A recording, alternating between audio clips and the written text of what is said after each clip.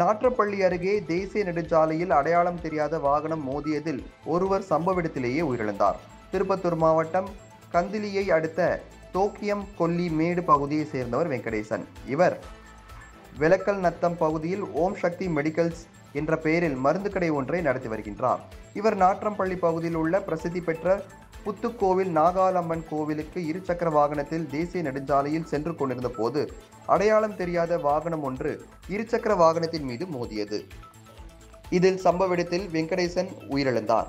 இது குறித்து தகவல் அறிந்து வந்த நாற்றம்பள்ளி போலீசார் சடலத்தை மீட்டு திருப்பத்தூர் அரசு மருத்துவமனைக்கு உடற்பரிசோதனைக்காக அனுப்பி வைத்தனர். மேலும் இது குறித்து நாற்றம்பள்ளி போலீசார் வழக்கு பதிவு செய்து சிசிடிவி காட்சிகள் அடிப்படையில் விபத்து ஏற்படுத்திவிட்டு தப்பிச் சென்ற வாகனத்தை தேடி வருகின்றனர்.